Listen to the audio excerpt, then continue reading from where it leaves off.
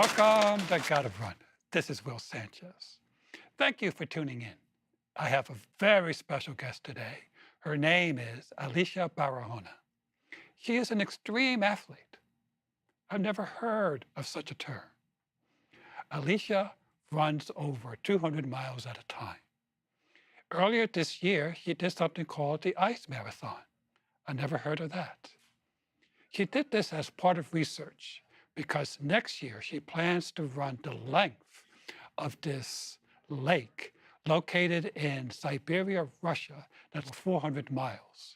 And she wanted to see if she can pull a sled filled with 2 weeks of supplies on this icy, frozen lake.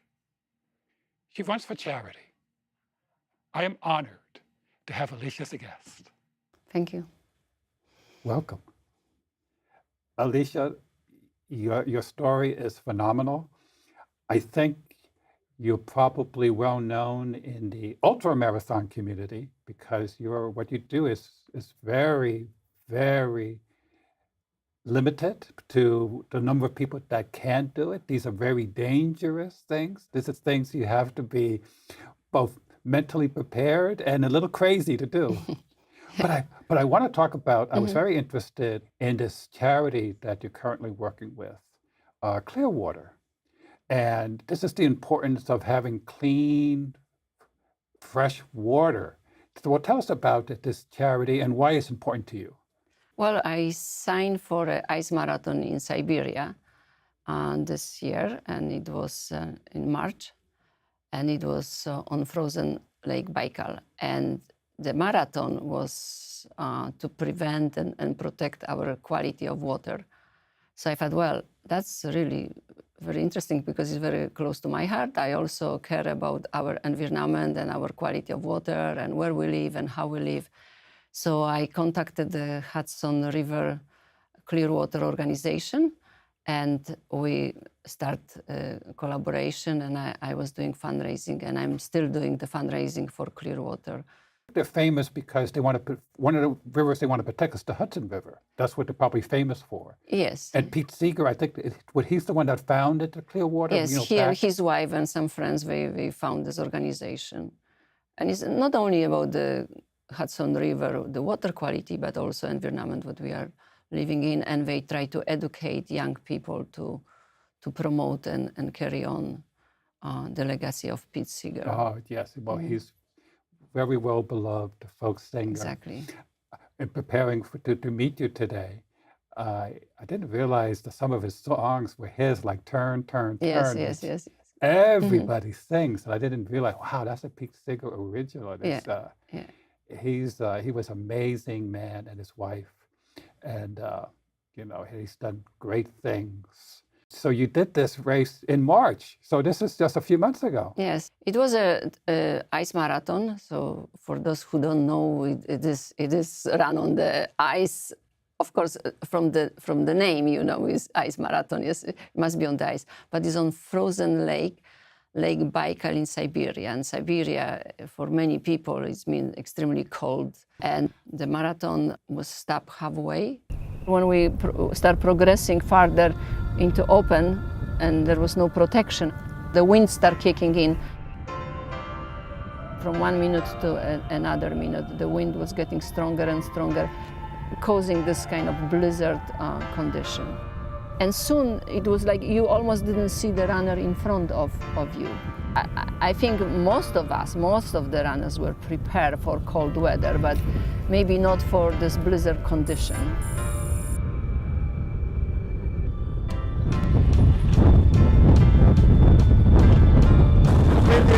Now brings more harm and danger than low temperature. And besides low visibility, you can easily lose people.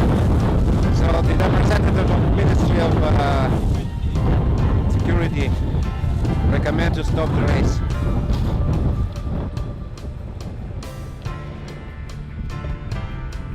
I got to the middle point. Suddenly they said, that's it. We cannot continue it.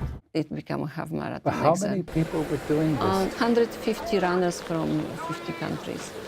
I am surprised it's that many. 150 from 50 countries. Yes, you have to have a marathon in the past 3 years within 4 hours, and it doesn't matter what age. We don't have like Boston. You have to have certain age and certain finish Qualifying time. times, Yeah. yeah. And over there, everybody has to be, I think, 4 hours to finish previous marathon. Yes, But exactly. what was the limit of finishing this one? Was there a limit? 6.5 hours. You're running on ice. What kind of shoes would you run on that? Shoes with the spikes.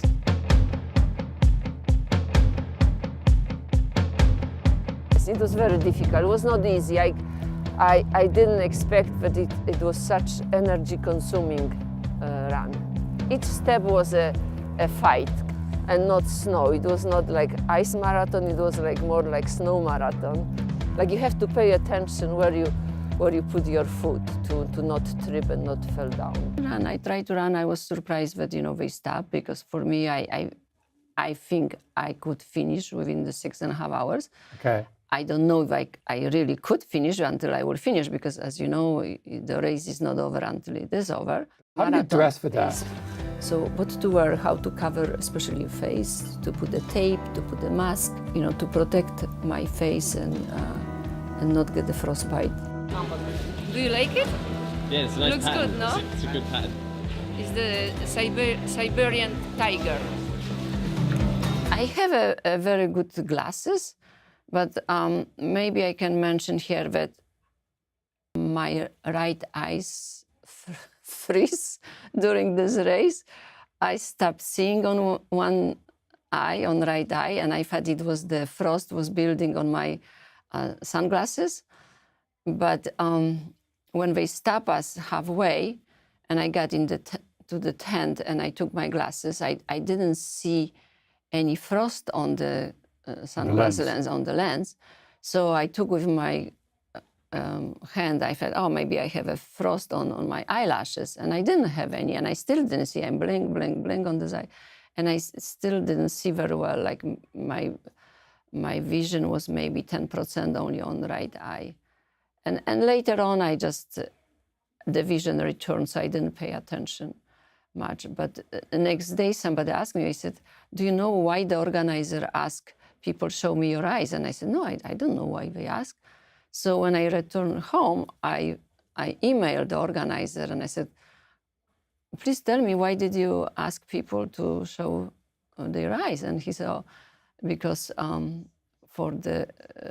some people can be maybe drunk, and some people may also have a frozen eye. And so then I started looking, what does the frozen eye mean? What does it mean? And I found that in some cases, when it's extreme weather condition and you run, some runners may develop a problem with cornea, and it is affected, and you get a blurry vision. And it was so interesting that for me, because I never heard about that, and my colleagues, these ultra runners, also didn't know about such problem, which can happen to us. And for me personally, it was very interesting because I ran in much colder temperature. I ran like total, I think, 1,500 miles in Alaska pulling sled on the Iditarod Trail. I ran 500 miles in Canadian Arctics when temperature was up to minus 50 Fahrenheit, Wow. pulling a sled. Yeah. And I never have this problem. So it was like, this is something unique. And I'm glad it's happened, in the condition that was very almost controlled, because it was I ran only half marathon. Yeah. And after, this ice, you can say, got defrosted. Yeah. But now I know if this can happen, I know how to deal with. That's interesting that you found out after. Yes, after. I've heard about runners getting blind doing ultra marathons, and doctors don't really know what causes it. There is snow blindness, but that is different than this with cornea affected. Yeah. So for one doctor explained to me that I have a LASIK surgery one time, that maybe people with LASIK surgery, Interesting. the cornea was disturbed, and, Yeah, and maybe yeah. that's why it's got I see. affected. But it doesn't explain why it didn't happen when I was like 500 miles in the Canadian Arctic and didn't happen in colder temperature Yeah. and the wind, very severe wind, and That's didn't right. happen. So, That's right. so it's not much of data to Yeah. really to state that this is due to LASIK surgery or not. Well, LASIK is spelled LASIK, and people get that to fix usually nearsightedness. Yeah, exactly. Oh, that's very interesting. Very interesting. So some ultramarathoners, they hallucinate sometimes when they're out there. Does that happen to you as well? Things All are the not there? time, because I'm an extreme ultra runner. My races, I consider race when it's 200 miles plus.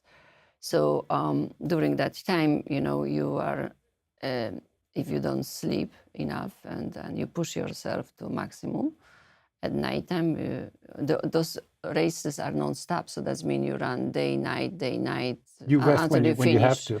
Yeah, and you rest whenever you want to rest.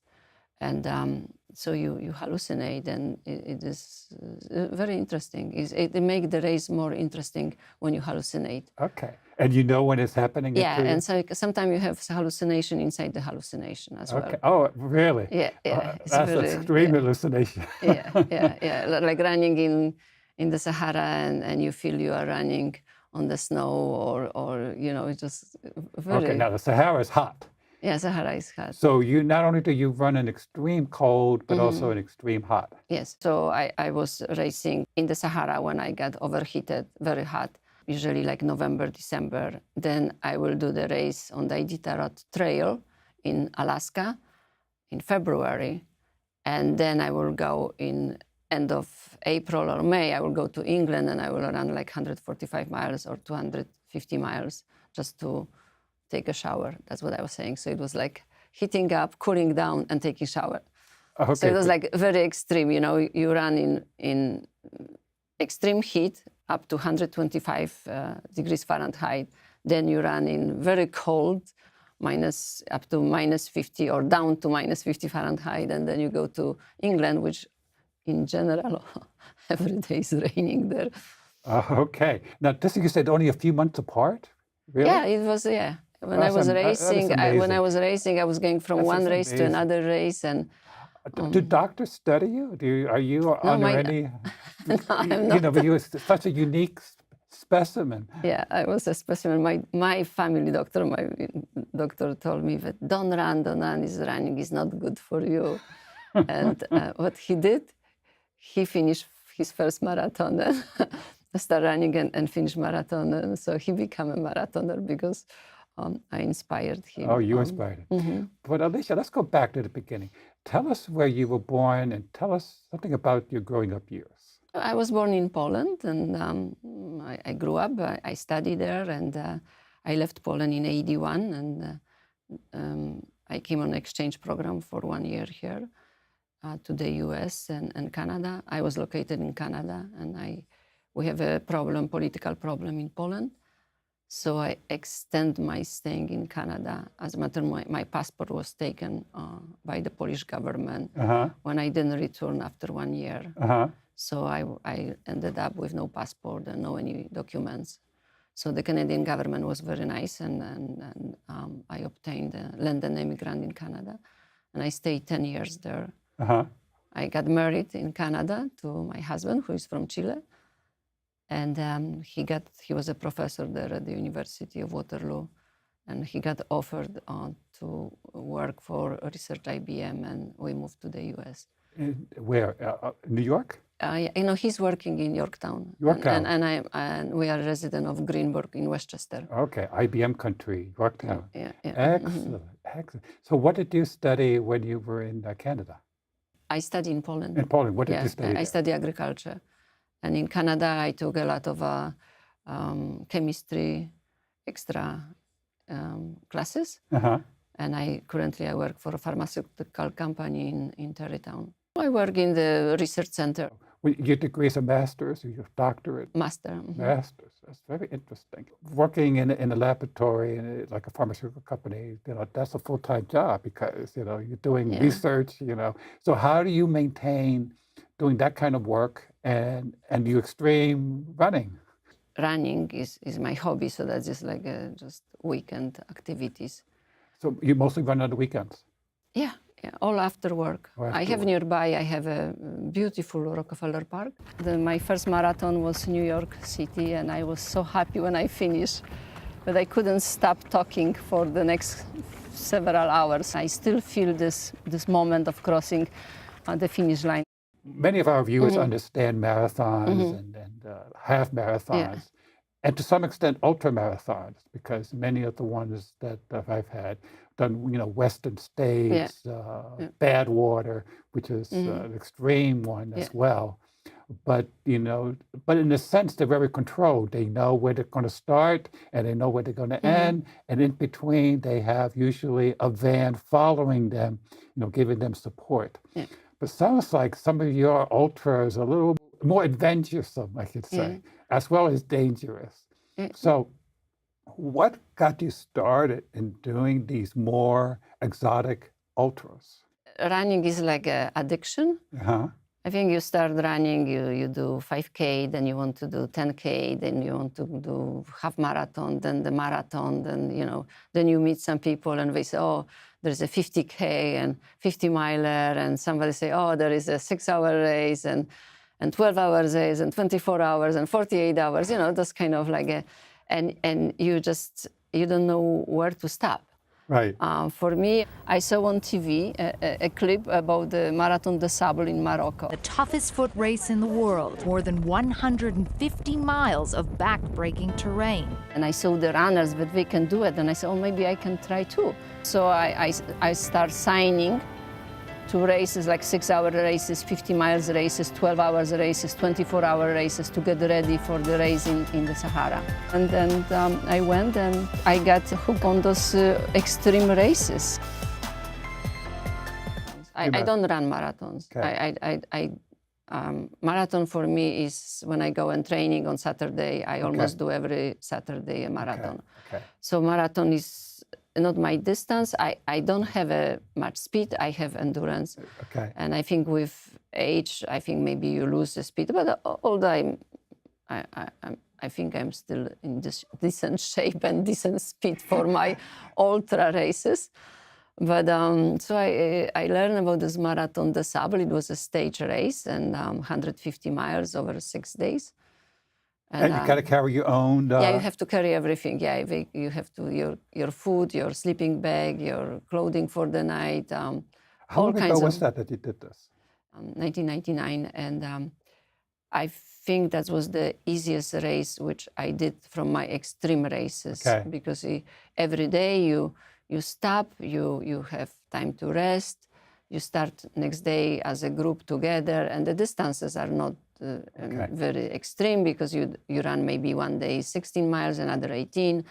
There is at one time is marathon, and at one time I think one time is also 50 miler. Okay. But to finish 50 miler, you have 48 hours to finish. Okay. So you can like even walk and finish that. Okay.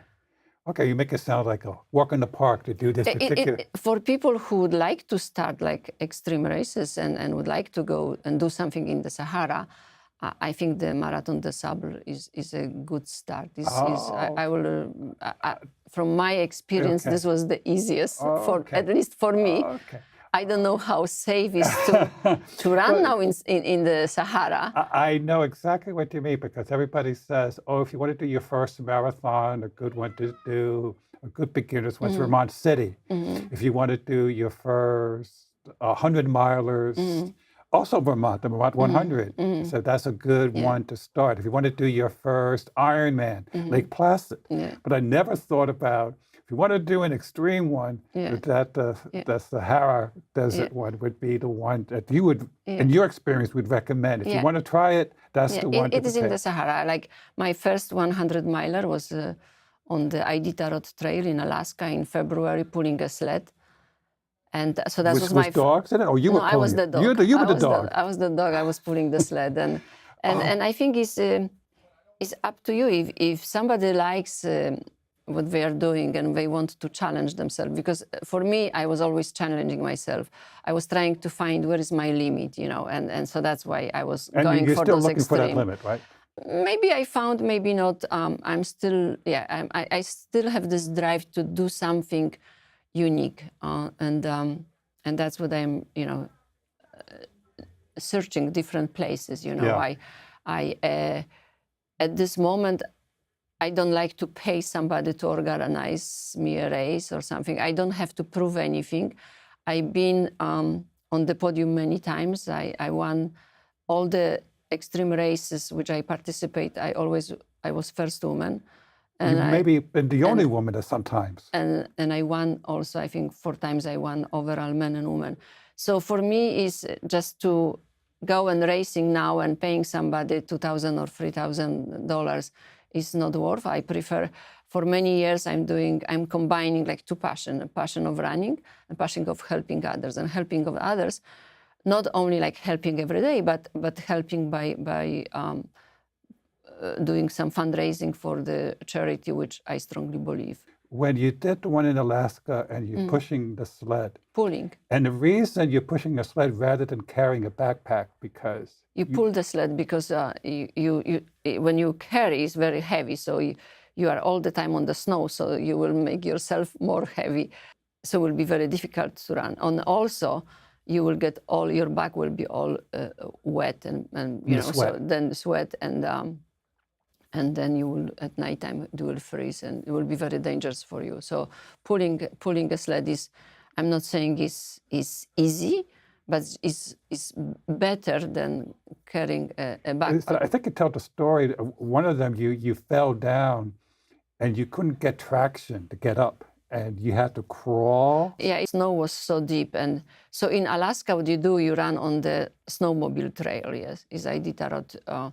They prepared the trail for the Iditarod race, for the real race where the dog... Exactly. Not for the dogs, the human dogs like we are.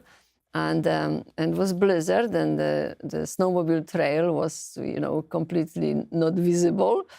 So I have to cross a lake, and I could see the lodge on the other side, which I have to reach because it was a checkpoint.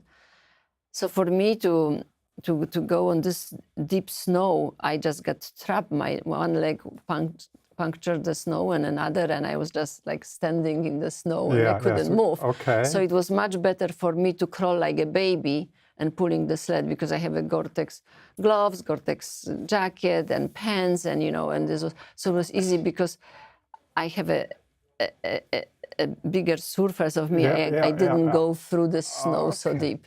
That's fascinating. What you're saying is that some of these races, although they're somewhat organized and you prepare for them, you still gotta be creative and, okay, the conditions are so different, severe, I'm going to crawl, even though that may not have been in the manual. You figured that out while you were there. So you're saying also your mental facilities are in full function. You're completely aware. You're at maximum capacity, not only physically, but mentally. Between hallucinating, you're still figuring out problem solving, which is totally fascinating you have under to extreme be, conditions. Exactly. You have to be extremely mentally tough, and you cannot be afraid. And you always have to think, because you are dealing all the time with the nature, and there is nobody around you, like nobody. You cannot call for any help or something. That was for me because I was always, alone. I was in general, I was always the front runner or somewhere in the front of the pack. Yeah. So I didn't have anybody to help me. If you are in such extreme condition, you can only count on yourself. That's right. Yes. I don't know if you told this story or somebody wrote about it. You fell on one of the races and hurt your face, bloodied. Yeah. And somebody said, I think you need to stop, but you didn't. You finished it. Tell us that story. Yeah, that was during the race in Mauritania. And I was leading from like 25 kilometers. And so I was leading from from half marathon. And the race was 208 miles. And toward the end, so because I was leading all the time, the people the organizer were passing me or something, they never tell me where is the second runner. So for instance, I would say, how far is the second runner? They say, oh no, that is not fair. We cannot tell you where is the second runner. Okay. Meantime, the second runner knew exactly what time I reach the checkpoint, how long I stay in the checkpoint, and how far I'm more or less ahead of him, Okay. yes?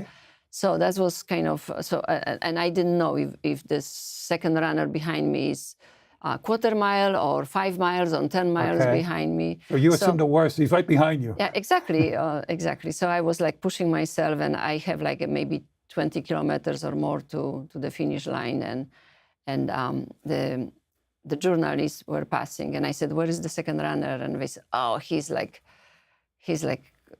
I don't know, half an hour or behind you, and he's just flying." So I was like, I said, "Oh my gosh!" I said, "I have like 20 kilometers to go." Yeah. I said, if I will just keep moving, I just keep moving. And I said, just don't give up. Just This make is after the you strive. fell. No. I said, haven't just fallen make yet. the strive longer. But I'm so tired. I ran 64 hours and I only slept like 1 hour. So I'm completely, wiped out of the energy. And suddenly it was like a camel path. And some rag was sticking out, some rags, and I hit one rag and I fell down straight on my face on the rags. And I have this instinct, like most people, they have instinct to put arms forward. And I don't have this. I put my arms behind. So when I fell down face on the rags, and I cut, my forehead, I cut my arm, I cut a very deep cut under my eye. And for a second, I just, the organizer vehicle, because they were also marking the trail. So there was one of the co-director of the race, and another runner who quit the race, and the driver. I just hear they stop, and I just hear Alicja. So I get up and I move my arms, my legs, and I'm ready to go. And they said, no, you cannot go. We have to call a medic. And I said, no, please don't call a medic, because the medic can, is nothing wrong with me because I fell down. They can stop me. They said, no, but you have to see your face. You are all in blood. And I said, no, please don't call a medic. I have just like 20 kilometers to go. I was running for so long, and I was like already prepared that I'm the winner. And suddenly they are taking this candy from me.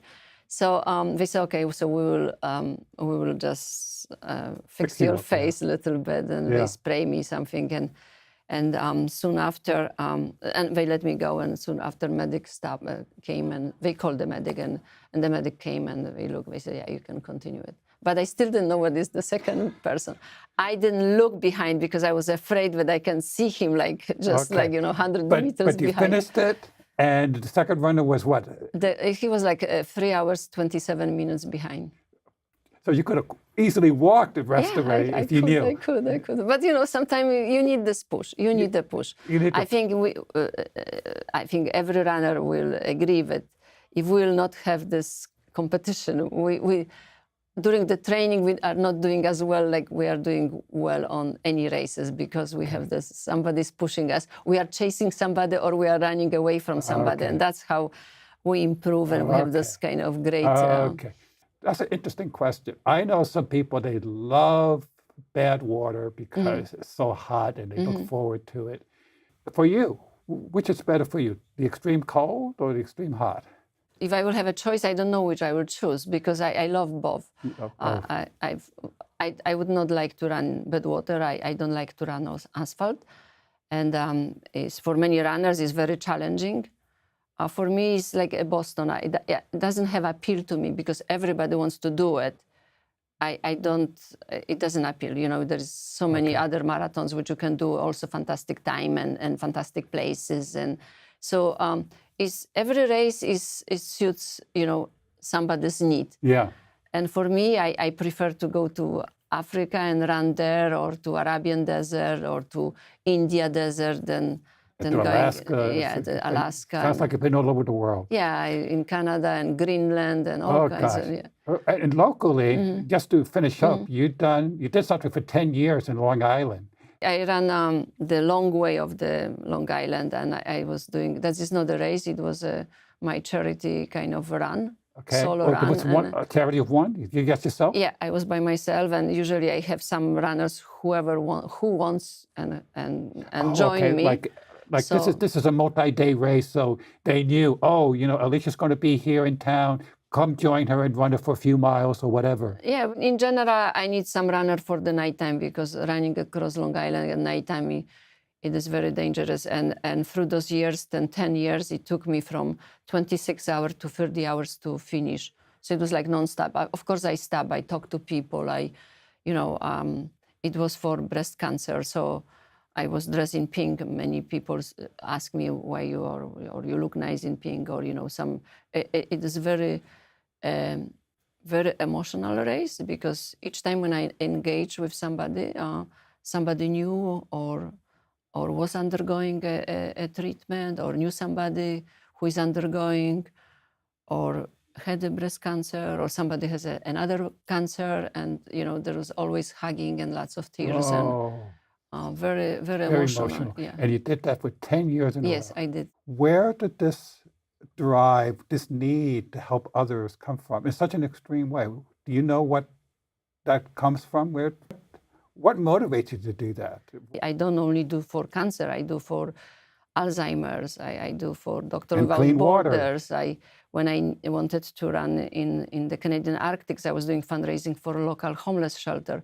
So wherever is needed and wherever I feel that really this organization deserve a support and make aware of other people that such organization exists and what is doing and how it's helpful to. And also the people, like if any illness, whoever is affected, it's so important that somebody give them a hand. Okay. It doesn't matter what kind, if you give some donation in their names or just give them a call or send them a card, is so important. And I don't know, that's how I you was are. brought- You have exactly. this love of your fellow Yes. man, which is sometimes pretty rare. Listen, thank you so much for coming. Oh, you're welcome. Thank you so much a for having pleasure. me here.